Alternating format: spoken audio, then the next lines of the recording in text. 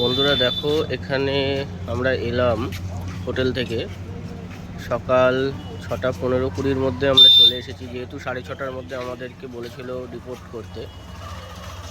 তো এই যে বাসগুলো তোমরা দেখতে পাচ্ছ, কোনোটা এসি বাস আছে, কোনোটা নন এসি বাস আছে। তো আমার বাসটা হলো এটা। এখন এই বাসটা করে যাওয়া হবে উদয়গিরি, খণ্ডগিরি, কোনারক টেম্পেল। এই যে তোমরা দেখতে পাচ্ছ এখানে সব চার্ট দেওয়া রয়েছে। নন্দনকানন, যে ট্যুরগুলো আছে সেগুলো আমরা কমপ্লিট করব। তো চলো যাওয়া যাক। আজকের দিন, আজকে সেকেন্ড ডে আমাদের। কালকে আমরা পুরী জগন্নাথ মন্দিরে পুজো টুজো দিলাম।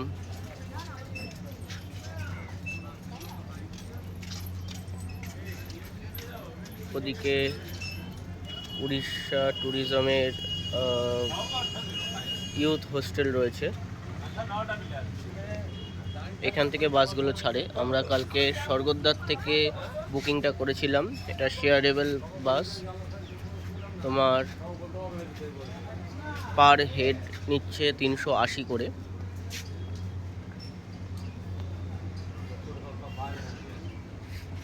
আমি একাই আছি আজকে, তো আমি যাচ্ছি। তো চলো যাওয়া যাক।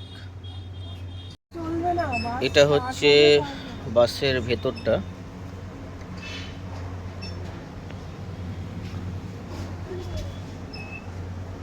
দেখতে পাচ্ছ। আমাকে মিডিলের সিট দিয়েছে।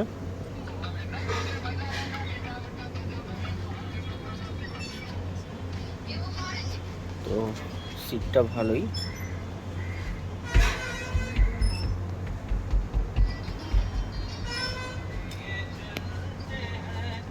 তো এই বাসটা ফুল হবে, তারপর ছাড়বে।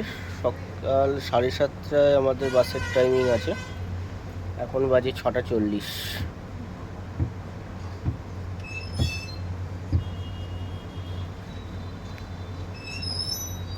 से क्या होता है ना, 4:30 बजे जू में टिकट मिलना बंद हो जाता है और एंट्री गेट बंद होता है 5 बजे। यानी कि 4:30 बजे टिकट मिलना बंद होता है, 5 बजे उस जगह का एंट्री गेट बंद होता है। यानी कि 5 के बाद अगर जाते हैं तो वहां पर एंट्री नहीं कर सकते हैं। तो इसकी वजह से मुझे पता है कि कहाँ पर कितना समय देने से हम लोग 4:30 से पहले जू के लिए पहुंच सकते हैं। तो कोशिश कीजिएगा सभी यात्री समय के दौरान गाड़ी के पास पहुंचने के लिए।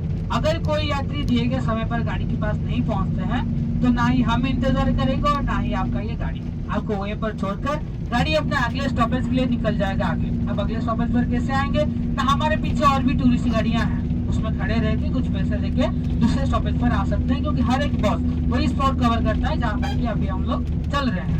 ऐसा नहीं कि आपको छोड़ के चले जाएंगे, इंतजार नहीं करेंगे, इंतजार करेंगे लेकिन ज्यादा से ज्यादा 5 मिनट या फिर 10 मिनट। अब खुद सोचिए, गाड़ी में 40 लोग बैठे हैं, 38 लोग 38 लोग आकर के गाड़ी में बैठे हैं, कोई 2 आदमी गाड़ी में नहीं आए हैं।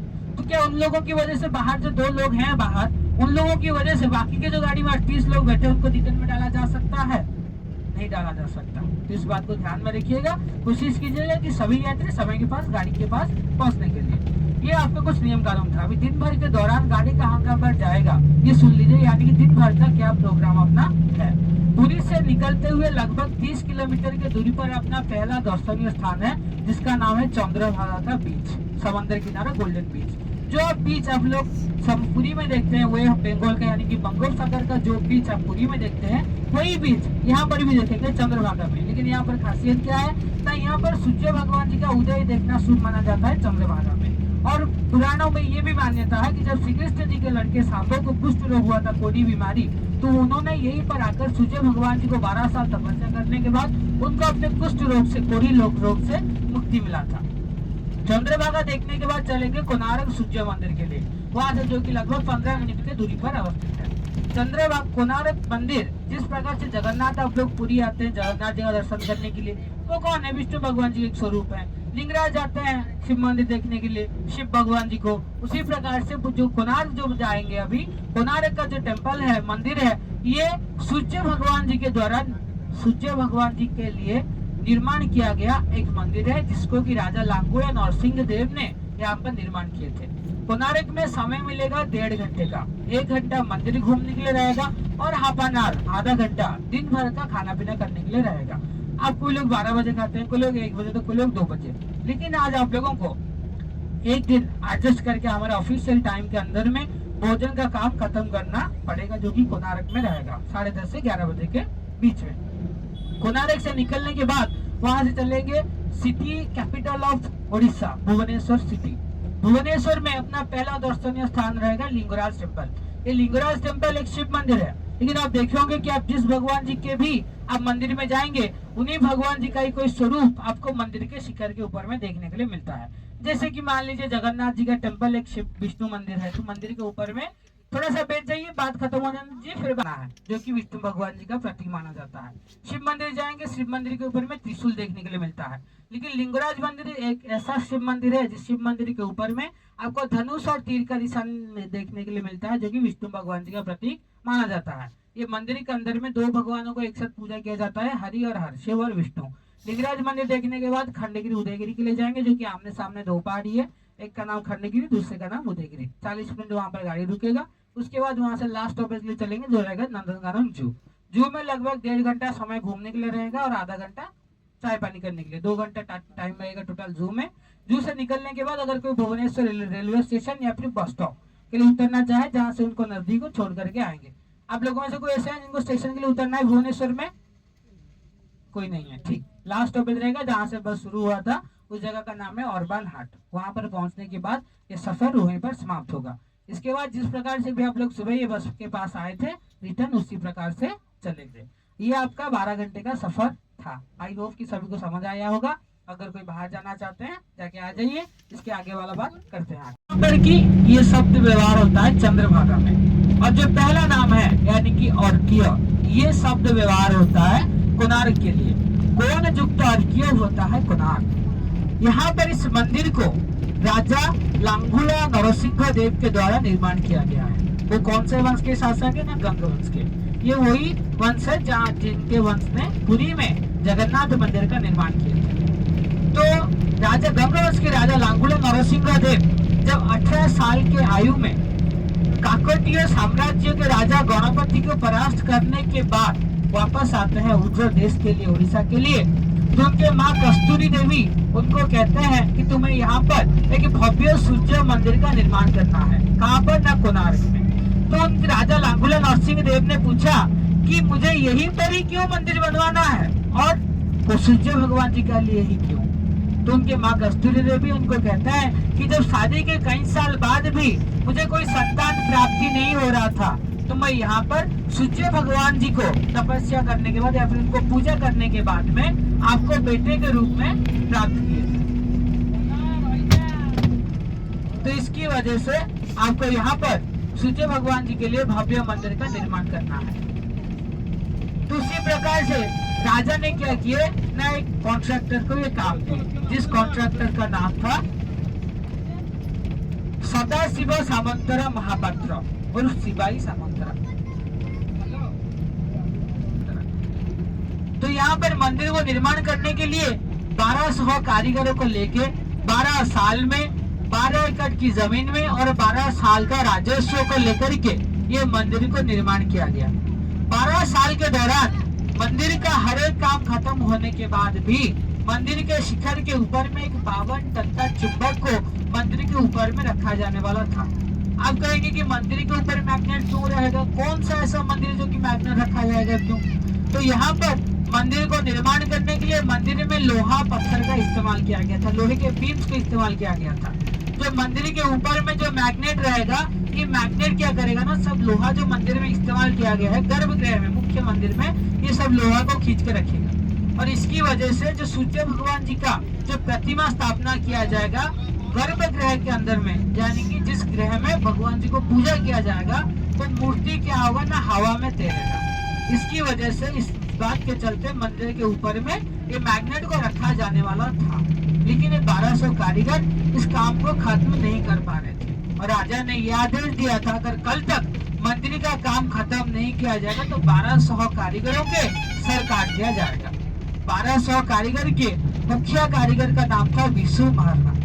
जब विशु महाराणा जी मंदिर का काम निर्माण करने के लिए कोणार्क में आए थे, तब उनको एक पुत्र संतान हुआ था जिसका नाम था धर्मपद।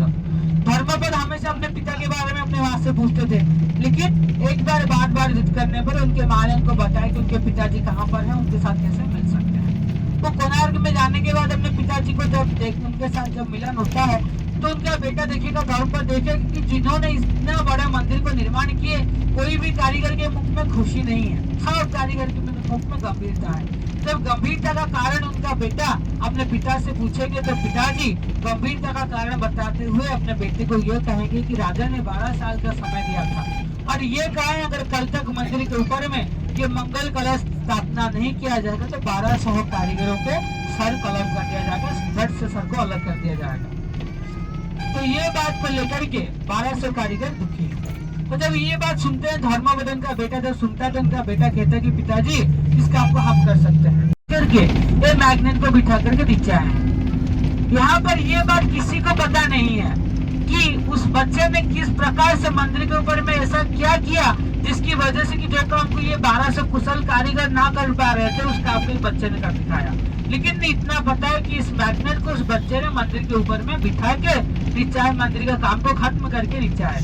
तो जब मैग्नेट बैठना हो जाएगा तो यहाँ पर क्या होगा ना, सूर्य भगवान जी का प्रतिमा हवा में फ्लोट करेगा, तो यहाँ पर पता चलेगा कि मंदिर का काम संपूर्ण हो चुका है। लेकिन कुछ कारीगर इस बात का विरोध भी करेंगे कि जो काम को 1200 कुशल कारीगर ना कर सके, उस काम को जब बच्चा ने कर दिखाया, जब राजा को ये बात सुबह पता चलेगा कि जो काम बच्चा कर ले तुम लोग कैसे नहीं कर पा रहे थे, तो गुस्से में आकर के राजा हम 1200 कारीगरों के सर काट देंगे। तो अभी विशु महाराणा जी से कहा कि तुम्हें अभी किसी दोनों में से या तो अपने 1200 कारीगर भाई या फिर अपना लड़का को चुनना पड़ेगा।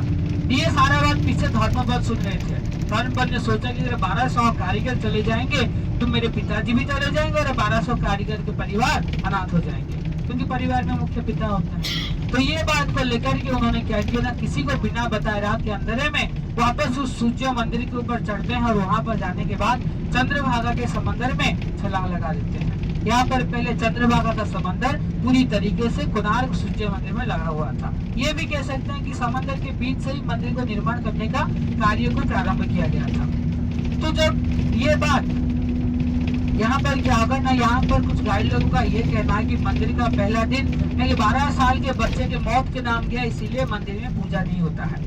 लेकिन ये तथ्य गलत है। ये मंदिर में पहले 1606 तक पूजा चलता था, 1906 तक यहाँ पर पूजा चलता था। लेकिन अभी पूजा क्यों नहीं होता है, क्योंकि ये मंदिर खंडित होकर टूटने लगा और हिंदू लोग टूटे हुए मंदिर को पूजा नहीं करते हैं। नग्न भग्न मंदिर न पूजाए, इसकी वजह से फिलहाल मंदिर के अंदर में पूजा किया नहीं जाता है। थोड़ा सा अपने दोनों तरफ में नजर कीजिए। यह हमारे सफर के पर मंदिर को बंद करने का कारण टूटा हुआ मंदिर है। ये मंदिर के ऊपर में जो मैग्नेट लगा हुआ था, इस मैग्नेट को इंग्रज लोगों के द्वारा तोड़ दिया गया। तो क्यों तोड़ा गया, क्योंकि यहाँ पर पहले चंद्रभागा में एक पोर्ट हुआ करता था, जिस पोर्ट का नाम था कोइनापारा पोर्ट। थोड़ा सा अपने दाहिने तरफ में देखिए, राइट साइड में थोड़ा सा पर्दा हटा दीजिए, राइट साइड में देखिए, ये जाती हुई भार्गवी नदी और वो लास्ट में देखिए इस जगह का संगम हो रहा है। आगे जाकर के बालूखंड बीच में दिख रहा होगा, उस तरफ में सागर दिख रहा है।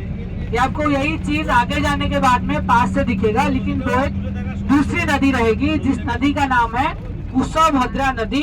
बीच में बालूखंड रहेगा, उस तरफ में सागर रहेगा, लेकिन वो बिल्कुल पास से दिखेगा, बिल्कुल पास से, यहीं से दाहिने तरफ में।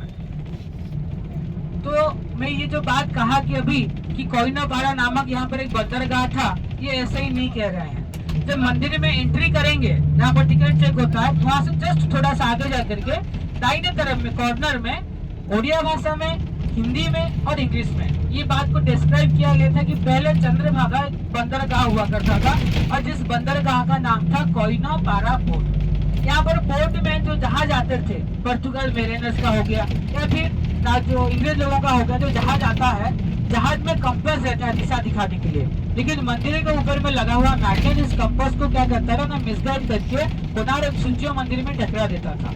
तो जब इंग्रेज लोगों ने पता किया कि ऐसा क्यों हो रहा है, इसी मंदिर में आकर के सब जहाज क्यों टकरा रहा है, तो उनको पता चला कि मंदिर के ऊपर में एक मैग्नेट है, बहुत शक्तिशाली मैग्नेट, जिसकी वजह से ऐसा कुछ हो रहा है। तो वो लोग क्या किए ना, मुख्य मंदिर के ऊपर, यानी कि जो गर्भगृह था, गर्भगृह के ऊपर में डायनामाइट लगाकर उस गर्भगृह को हटवा दिए। जब मंदिर के ऊपर से मैग्नेट हटा, डायनामाइट लगाने के बाद उड़ा दिए उसको, जब मंदिर के ऊपर से मैग्नेट हटा तो यहाँ पर इसका जो मुख्य मंदिर था गर्भगृह क्या हुआ ना, गिर गया। कहीं ये मंदिर संपूर्ण तरीके से टूट करके नीचे ना गिर जाए, ना ढह जाए, इसकी वजह से लॉर्ड कर्जन के समय में 1906 में इस मंदिर को बंद कर दिया गया।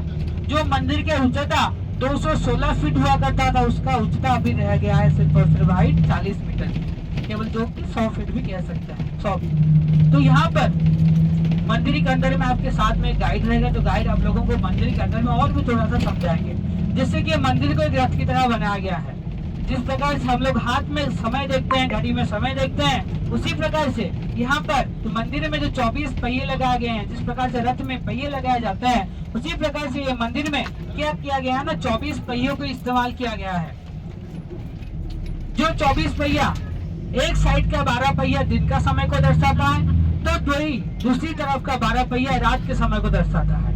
समय किस प्रकार से देखेंगे, ना हाथ की छाया और शैडो की मदद से, सूर्य भगवान जी का किरण और आपका हाथ सेंटर में रखेंगे, चक्र के बीच में रखने से आपका हाथ की छाया उसी समय पर गिरेगा जितना कि समय हो रहा होगा। नॉर्मल घड़ी में समय किस प्रकार से चलता है, क्लॉकवाइज चलता है कि एंटी क्लॉकवाइज चलता है, क्लॉकवाइज चलता है। लेकिन यहाँ पर सूर्य घड़ी में समय चलता है एंटी क्लॉकवाइज। किस प्रकार से समय चलता है ना, जहाँ पर नॉर्मल घड़ी में 9 बजता है, यहाँ पर सूर्य घड़ी में समय शुरू होता है वही 6 बजे। 6 यहाँ पर 8 बड़े स्पोक हैं। 8 बड़े स्पोक क्यों, क्योंकि एक दिन में 8 प्रहर होते हैं और हर एक प्रहर रहता है 3-3 घंटे का, और हर एक बड़े स्पोक से दूसरे बड़े स्पोक के बीच में एक छोटा स्पोक है जो कि डिस्क्राइब करता है 1.5 घंटे को। और ये हर बड़े स्पोक से दूसरे बड़े स्पोक के बीच में छोटे छोटे 60 बॉल है, जो कि हर एक बॉल डेडिकेट करता है 3-3 मिनट को। 6 × 3 हुआ 18, यानी कि 180 मिनट, और हर एक बॉल 3-3 मिनट का 60 बॉल है। उसी प्रकार से 3 घंटा हुआ। नॉर्मल घड़ी में समय होता है जहाँ पर 9, इस यहाँ पर होता है 6। 6 के बाद आता है 7:30, 7:30 के बाद आता है 9, 9 के बाद 10:30, 10:30 के बाद 12, 12 के बाद 1:30, 1:30 के बाद में 3, 3 के बाद में 4:30, उसके बाद में 6 होता है। इसी प्रकार से अभी बता दे रहे, समझ नहीं पा रहे, जो गाइड जाएगा वो गाइड क्या करेगा ना, मंदिर के अंदर में आपको घुमाएगा, समय भी दिखाएगा, उसके साथ रहेंगे तो समझ पाएंगे। और एक बात, इस मंदिर में 7 घोड़ों का इस्तेमाल किया गया है। दाहिने हाथ की तरफ में 4 घोड़े लगाए गए हैं और बाएं हाथ की तरफ में 3 घोड़े। बाएं हाथ की तरफ में भी तो 4 लगाया जा सकता था, दाहिने हाथ की तरफ में ही क्यों 4 घोड़े लगाए गए हैं? क्योंकि हमारे दाहिने हाथ में बाएं हाथ के मुकाबले ज्यादा थोड़ा सा ताकत होता है। इसकी वजह से ज्यादातर आप देखे होंगे, ज्यादा तो लोग क्या होते हैं ना, राइट हैंडेड होते हैं, कुछ कम लोग होते हैं जो कि लेफ्ट हैंडेड होते हैं। इसकी वजह से यहाँ पर दाहिने हाथ की तरफ में 4 घोड़े लगाए गए हैं और बाएं हाथ की तरफ में 3 घोड़े लगाए गए हैं। इसी प्रकार से करके सूर्य भगवान जी के जिस प्रकार से रंग में 7 रंगों की तरह 7 घोड़े लगाए गए हैं। और कुछ चीजें हैं जो कि गाइड आपको मंदिर के अंदर में समझाएंगे। उनके साथ थोड़ा सा समय घूमना है और खुद से थोड़ा सा समय घूम के रिटर्न पहुंचेंगे गाड़ी के लिए। टोटल 1 घंटे का टाइम रहेगा और आधा घंटा खाना पीना करने के लिए रहेगा। आई होप कि मेरी बात सभी को समझ आया होगा। अभी सभी थोड़ा सा मेरा नाम नंबर थोड़ा सा मैं पूरा ही लिखिएगा, मेरा नाम नंबर और गाड़ी का नाम नंबर सभी यात्री नोट कीजिए, क्योंकि हर जगह में आपको गाड़ियों का भीड़ देखने के लिए मिलेगा। दुर्गा पूजा का समय है, तो जहाँ पर पुरी से 50 गाड़ी निकलता था, आज 150 से 100 गाड़ी निकल रही है। हर जगह में भीड़ भी देखने के लिए मिलेगा। कहीं पर गाड़ी को ढूंढने में या फिर मुझे ढूंढने में कहीं पर दिक्कत ना हो, इसके लिए गाड़ी का नाम नंबर। और अभी जाने से लेकर वापस पूरी आने तक हम आपके साथ में रहेंगे। मेरे साथ में कॉन्टैक्ट में बने रहने के लिए कॉन्टैक्ट नंबर, सभी यात्री नाम नंबर नोट कीजिए। गाड़ी का नाम है आरोही, गाड़ी का नाम है आरोही, नंबर है 1016 1016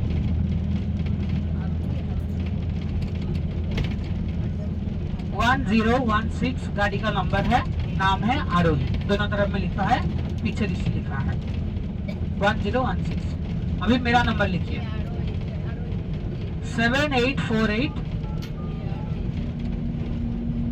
065 117। फिर से देख लीजिए 7848065117। मेरा नाम है कान्हा। खाना के नाम से अपने फोन में नंबर सेव करके रखिए। 12 घंटा सफर खत्म होने के बाद अच्छा लगता है रहने दीजिए, वरना बाद में डिलीट कर दीजिएगा, कोई दिक्कत नहीं है। लेकिन फिलहाल के लिए सभी यात्री मेरा नंबर अपने फोन में सेव करके रखिए। भी मेरा नंबर आप सभी के पास आ चुका है, भी मुझे आप सभी का नाम और नंबर चाहिए। तो किस प्रकार से होगा कि अभी पुरी से सभी यात्री अपना अपना सीट का किराया दे करके आए हैं। ये गाड़ी का काम है आपको हर स्पॉट में लेकर पहुंचाना, लेकिन इसको छोड़कर भी आप लोगों को आगे में कुछ एंट्री टिकटें लगती है प्रवेश योग्य। जिस प्रकार से आगरा ताजमहल देखने के लिए जाते हैं एएसआई का टिकट लगता है, आर्कियोलॉजिकल सर्वे ऑफ इंडिया का, भारत के पुरातत्व विभाग। उसी प्रकार से सफर के दौरान 2 जगह में एएसआई का टिकट लगता है, कोणार्क में और खंडगिरी उदयगिरी में। नंदनकानन में सेंट्रल गवर्नमेंट का टिकट लगता है, होल्डे गाइड चार्जेस कुल मिलाकर 175 रुपीज का आगे में इस पर्सन आप लोगों को एंट्री टिकट लगेगा। ये 175 गाड़ी के अंदर अभी कलेक्शन कर लिया जाएगा, ताकि आगे में आप लोगों को कहीं पर भी ना ही टिकट निकालने की जरूरत है और ना ही कहीं पर भी लाइन में लगने की जरूरत पड़ेगा। ये देने के बाद आपको कहीं पर भी और एक एक्स्ट्रा रुपया खर्चा नहीं करना पड़ेगा। नंदनकानन के अंदर में जाकर के अगर आप लोग बैटरी गाड़ी करते हैं, सफारी करते हैं, टॉय ट्रेन करते हैं, वो आपका अलग है, लेकिन ये सब जगह का आपका एंट्री टिकट हो जाएगा। अगर आप कोई जगह पर नहीं जाते हैं तो उस जगह पर पहुंचने से पहले बता दीजिएगा कि हम लोग ये जगह पे नहीं जाएंगे, तो उस जगह का आपको रिटर्न अमाउंट भी जो भी होगा वहाँ का आपको रिटर्न अमाउंट भी मिल जाएगा, ऐसा कोई दिक्कत नहीं है। लेकिन स्पॉट में पहुंचने से पहले बताइएगा।